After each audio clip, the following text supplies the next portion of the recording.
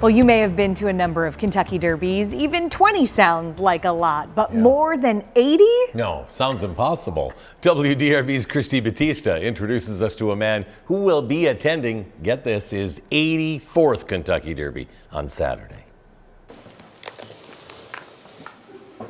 I was professional racehorse racing farm analyst at 12 years old. So we have all those statistics for every horse that ever ran the Kentucky Derby. But it's just amazing that which way you turn, there's another sight to see. John Sutton is talking about the Kentucky Derby. My love is nothing but the Derby now. But you get the same feeling when you walk into his house.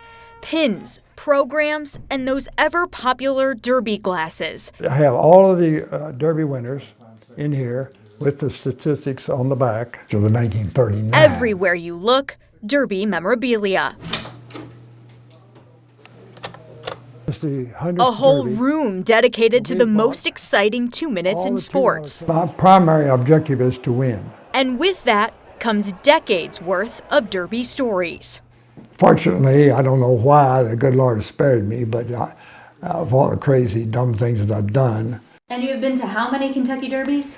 This will be my 84th. John went to his first Derby in 1940. But it was so cold that day. She bundled me all up and we went on the streetcar. I don't know if you don't know what a streetcar is now. But, and we stayed, most of our time was spent in the men's room because it was so cold. He was 8 years old at the time, and his dad is who got him hooked. But he pointed out to me the different mannerisms and signs that horses have when they feel good and they're ready to run. The ambiance of the Derby itself, the women with the hats, and the men, now the men are all dressed up with wild outfits. It gets more colorful each and every year. This is Secretariat with proud to be able to say he watched Secretariat win the first leg of the Triple Crown.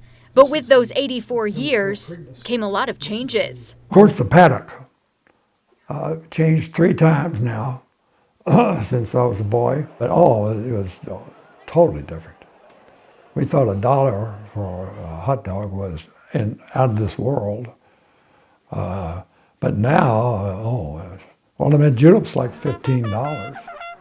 And John will sit with you all day telling you about all the fun times he's had at Churchill Downs. We spent very little money on concessions. It wasn't our cup of tea. My mother would give us 2 tuna fish sandwiches that we'd just put in our jacket. We'd eat that and drink a pint or 2 of whiskey. Now, more than 80 years later, he'll be sitting in the brand new first turn reserve seating, which includes those snacks and drinks. Now, if that would have happened back when I was a teenager, we would never have left there.